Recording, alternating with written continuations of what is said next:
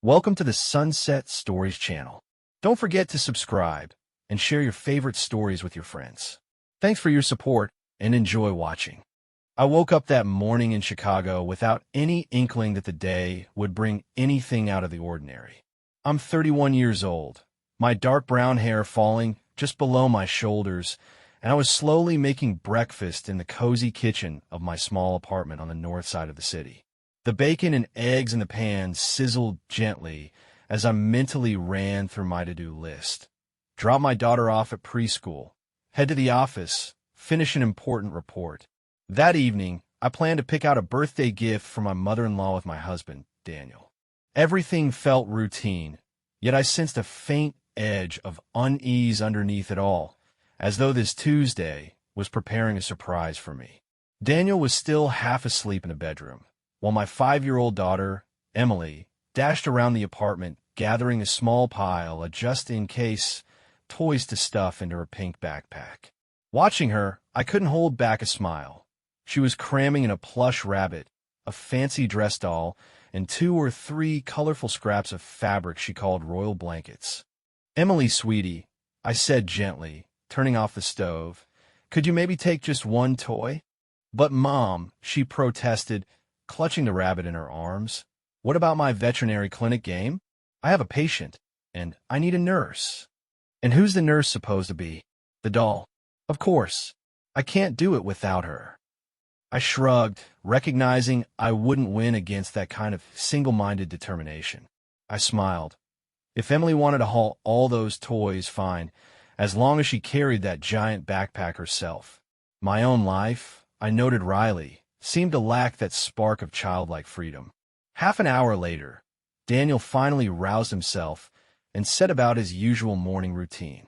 Right before heading out, he slipped on his jacket and quietly reminded me, "You didn't forget we're supposed to go to the mall tonight to pick something out for my mom, right? I'd like to get her something special." "No, I haven't forgotten," I said, tucking a stray lock of hair back into my ponytail. "But I might have to stay at the office till 8 deadline. Could you pick me up, and we'll go together?" "Perfect.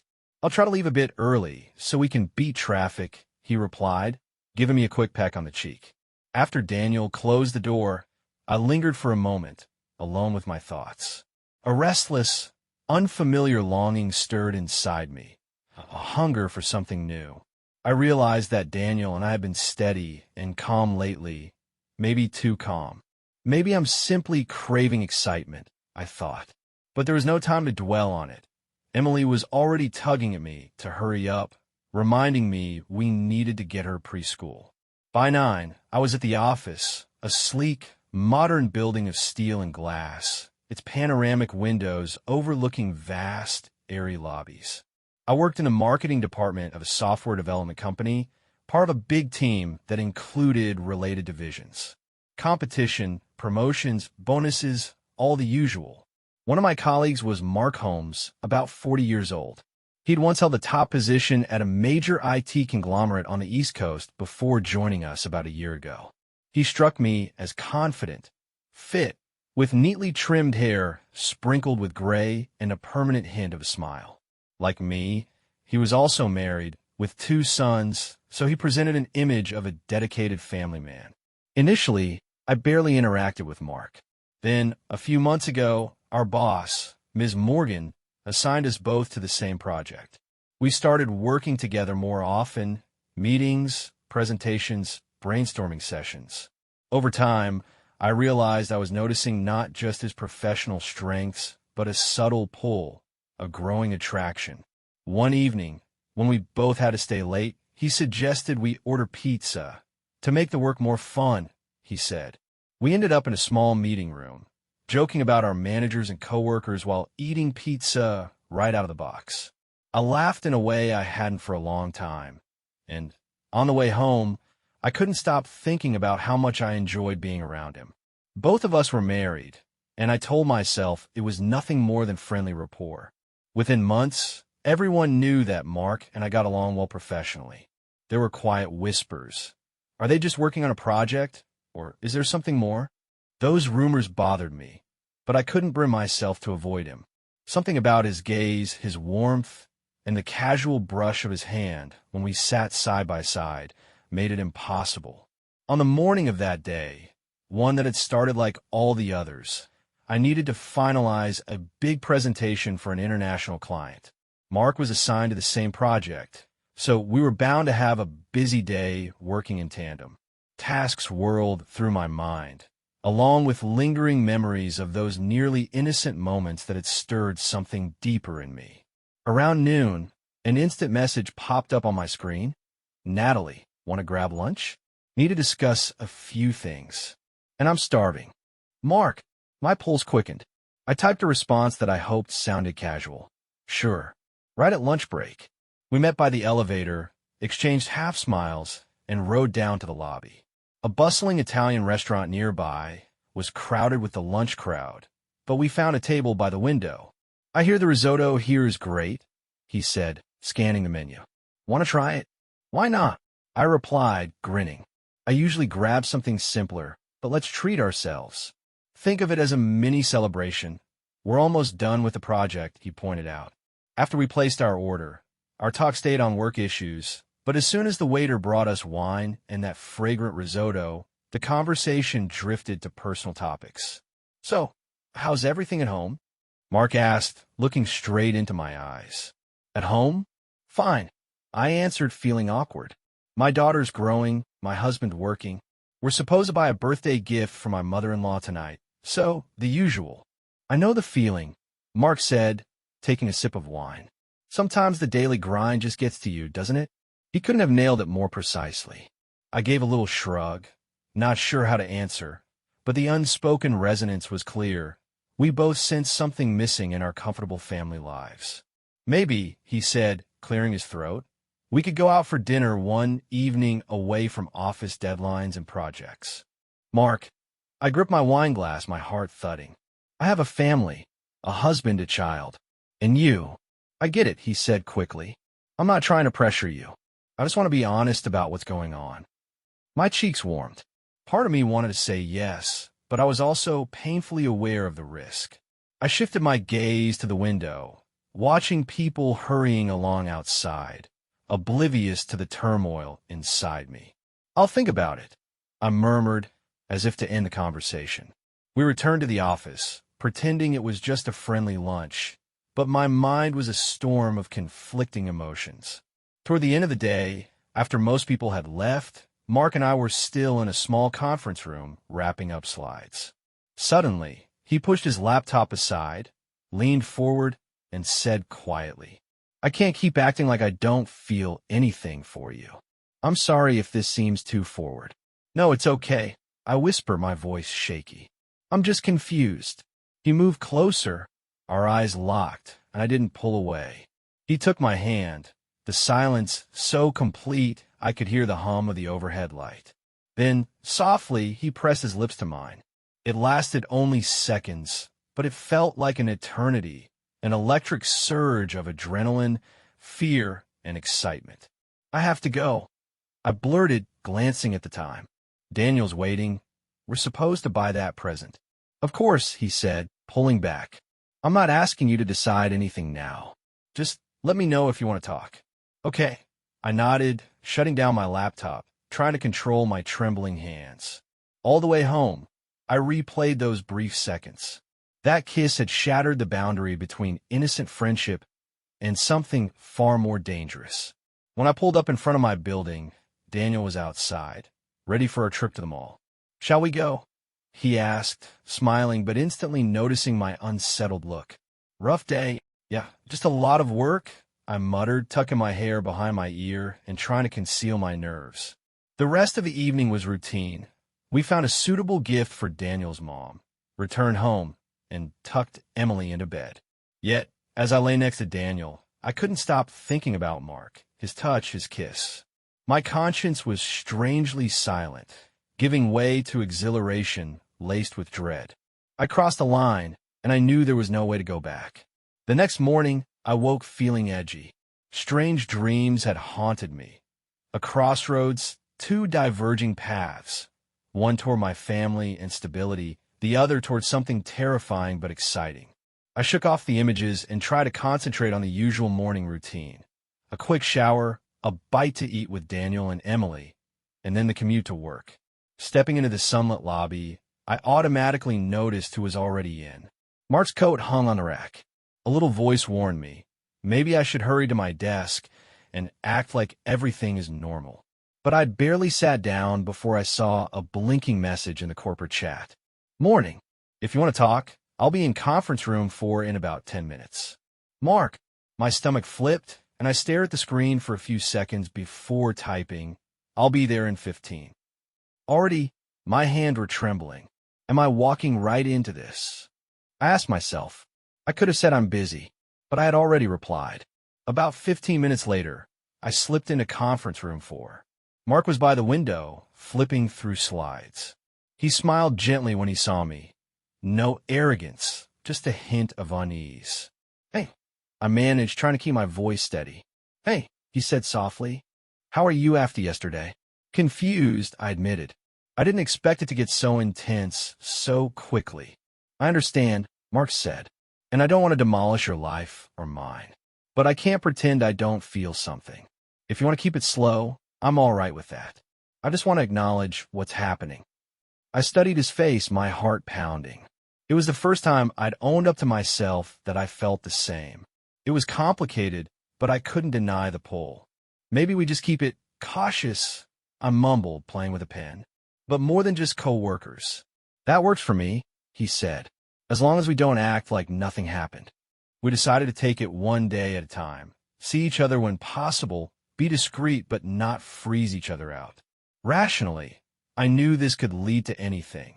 A mild flirtation or a serious affair that could blow up my world. Yet desire outweighed caution. During the following days, most of the company focused on waiting for the final yes or no from our international client.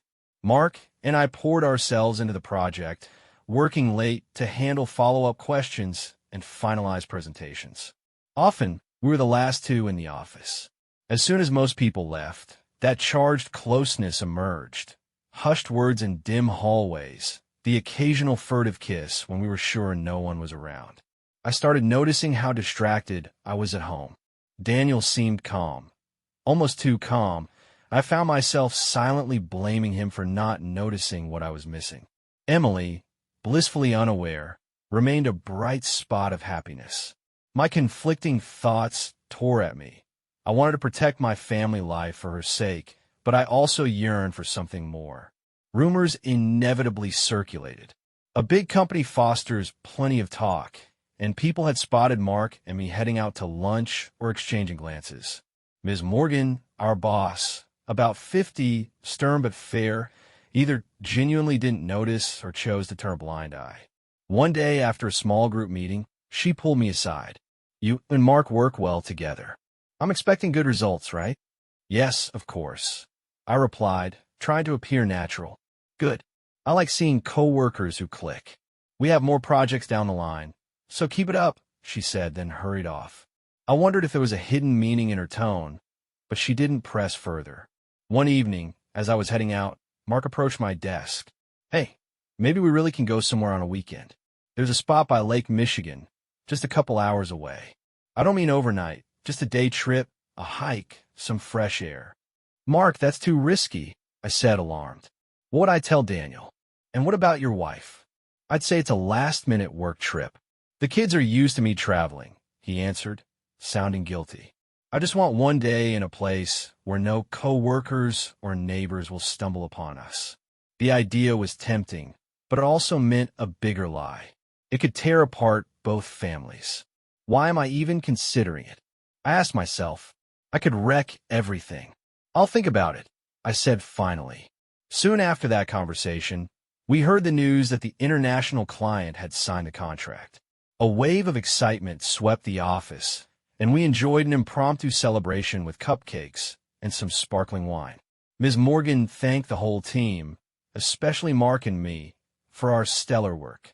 I felt eyes on me as Mark raised his glass and said quietly, My thanks to everyone, and especially to Natalie. We couldn't have landed this without her. A ripple of tension followed the applause. We both knew what that thanks really meant. As people drifted away, Mark suggested we relax in the break room. I agreed. Downstairs, half the lights were already out. He got us each a soda, and we settled at a small table. I know I'm making things complicated, but I really want to spend time with you outside the office, he said, leaning in. Even if it's just a dinner, if not a whole weekend. Mark, I could barely look at him. I'm scared it'll get more complicated once we cross that line. Maybe it'll finally give us what we've been missing, he said quietly. I'm not here to destroy your marriage or mine, but these feelings are real. My heart sank. This was exactly what I'd been feeling. I was so tired of telling myself to ignore it. All right, I said last. An evening, but not an entire weekend trip. Not yet. He exhaled in relief. Any moment with you is worth it. He slid his hand under the table to clasp mine. My pulse soared at his warm touch. But just then, we heard footsteps in the hallway, so we pulled apart, feigning indifference. A coworker passed by, probably none the wiser. The days leading up to that evening were filled with nervous excitement. I told Daniel I'd have a client dinner and would come home late. He barely asked for details. He trusted me. Part of me resented that he didn't seem more curious. The night arrived. I wore a tailored suit with a slightly bold blouse underneath, my heart pounding like I was sneaking out as a teenager. I met Mark in the office parking lot at dusk. Ready to go someplace quiet? He asked gently. Where we can actually talk. Yeah, I said, sliding into his car. We barely spoke during the drive. Mark took us to a small restaurant outside the city limits. Warm, inviting, a fireplace glowing softly. It was nearly empty at that late hour. Do you come here often? I teased. Invite all your secret dates. He shook his head with a small laugh. No, I came here once for a corporate lunch. I wanted to show it to you. We ordered wine and appetizers, feeling awkward at first, as this was our first truly non-work encounter. Eventually, we relaxed, sharing small pieces of our personal histories. I confessed I'd once dreamed of being an artist. He told me he'd always wanted his own startup, but never took the risk once he had kids. So, your wife? I ventured hesitantly. We've been together since college, he explained, eyes drifting around the cozy room. Michelle's a good person. Lately, we're more like friends than a couple. I care about her, but the spark is gone. I felt a pang of recognition. Daniel's a good man, too. A caring father, a stable partner. But I don't think he really notices what I need. We edged closer, forging a bond from these confessions. When the bill came, it was already past midnight.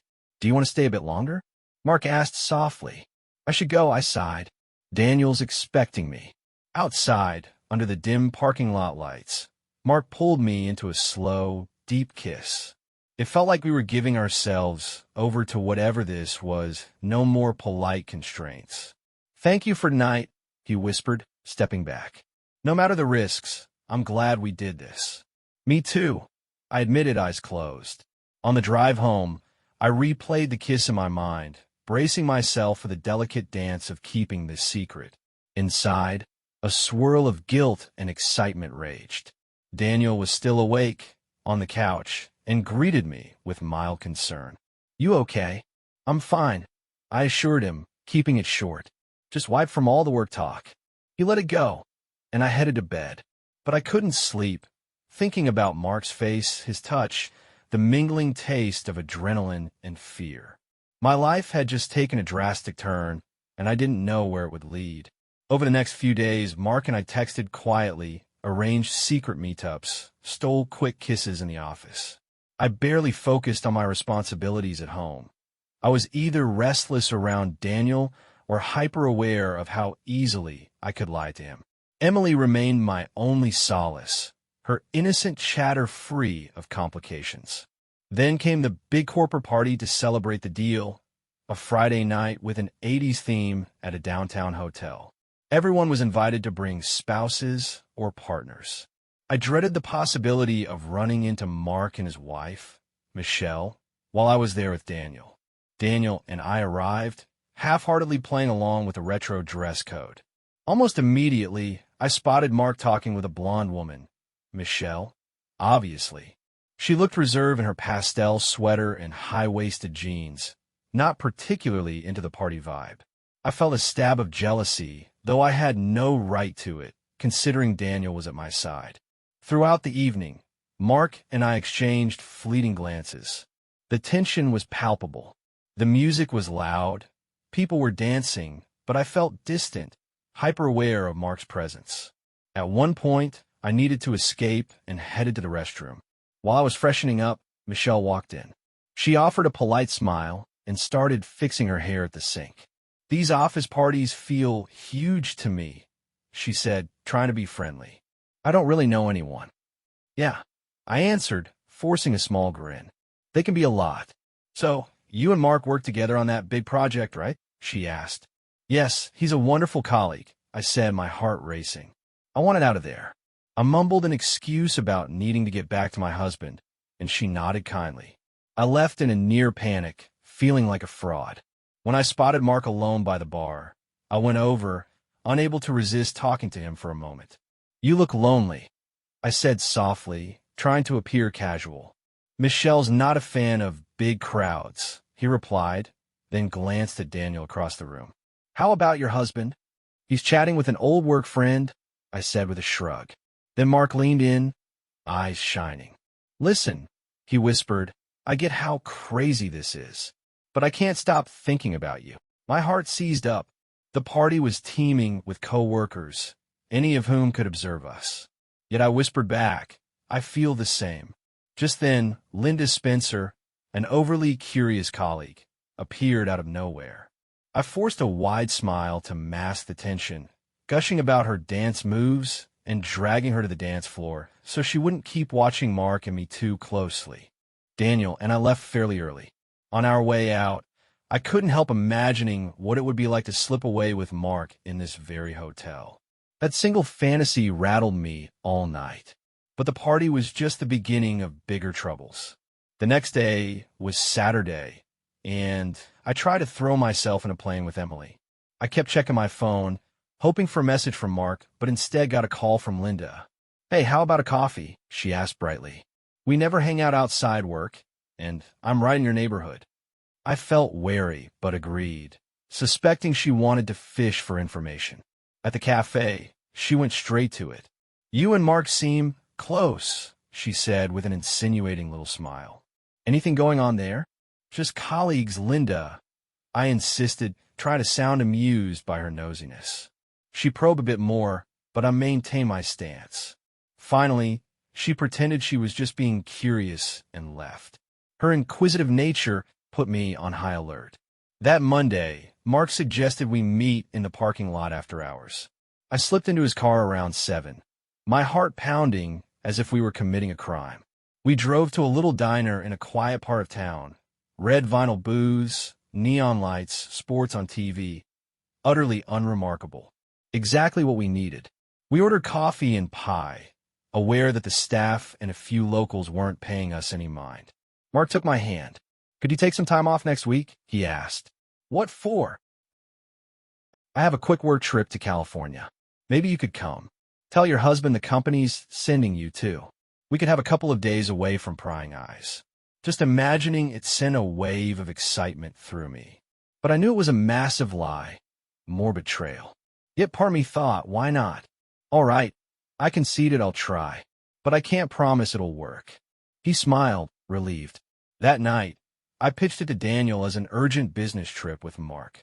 Daniel just accepted it, no real pushback. Somehow that stung. I convinced myself it was a stroke of luck. At least it made the deception easier. Days later, Mark and I arrived in Los Angeles. I actually did attend a few short meetings with him, but most of the time, we were free to wander the beach, share ice cream, watch the sunset from our hotel room. We felt strangely liberated, like we'd stepped into an alternate reality. My phone pinged once with a message from Linda. "How's California?" Making my stomach clench. I ignored it, but Daniel called, asking me to do a video chat with Emily. I lied about my phone battery dying. It felt awful. Mark, sensing my discomfort, ordered a surprise bouquet with a small note. "To the most amazing woman whose heart gives me life." It was so sweet, but I knew that reality would soon drag me back home. On the flight back, my anxiety soared.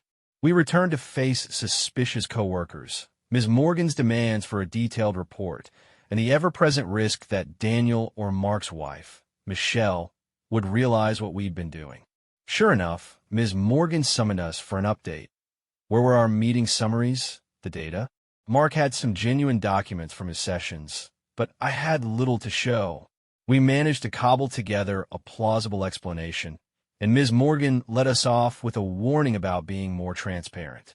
That evening, though, my entire world came crashing down. Daniel confronted me in our kitchen, laptop open, showing me anonymous messages that had exposed my affair with Mark. Dates, the hotel in California, everything. Somebody, likely Linda, had told him everything in detail. He demanded, in a shaken voice, "Is it true?" I stammered, tried to apologize, but there was no denying it. He was devastated, grabbed a jacket, and left to stay at a friend's. Before he shut the door, he said, "You explain this to Emily. I'm done." My hand shook so badly I could barely hold Emily that night, but I didn't let her see me sob. The next day, I learned Mark faced a similar crisis. Michelle got an anonymous email, had threatened divorce, and was ready to take the kids. Both of us were staring at the ruins of our families. We met in Mark's car on a deserted street. No stolen kisses this time, only anguish. Mark said he could leave everything behind for me, but that he feared for his children's well-being. I felt torn apart over Emily, too. Together, we decided that, for now, we had to end it, hoping to mend our marriages if possible. We clung to each other, both of us in tears, and shared one final kiss. I felt a part of me shatter, but I also knew I couldn't keep hurting the people I loved. Over the next weeks, Daniel moved out, then slowly started speaking to me again. He insisted I quit my job if I wanted to rebuild our marriage. Guilty and desperate to keep our family intact, I handed him my notice. Ms. Morgan was surprised. Linda gave me a look of fake sympathy, but I had no fight left to accuse her. Mark stayed on, trying to reconcile with Michelle, and I heard he was making progress. As I wrapped up my final paperwork, I caught a glimpse of him from across the office. Our eyes locked. I almost cried at the sadness there. We didn't speak. I left quietly. Months passed. I found a simpler job and focused on healing things with Daniel for Emily's sake. We were on shaky ground, but he was at least trying. Emily drew pictures of the three of us holding hands, and sometimes that felt like enough reason to keep going. One afternoon, I was walking in the park and spotted Mark on a nearby bench. He was with Michelle and their two boys, all of them laughing over a picnic. He noticed me, and our eyes met. He gave a slight nod that said, "We're okay, take care." I nodded back, tears welling up, then moved on. That moment felt like a strange mix of heartbreak and relief. I had loved him, maybe I always would, but I also felt a fragile hope that our lives were finding new paths. When I got home, Emily ran up to me, all excitement, and I scooped her into my arms, reminding myself that life goes on, even after heartbreak and mistakes. Daniel was there in the kitchen, sipping tea.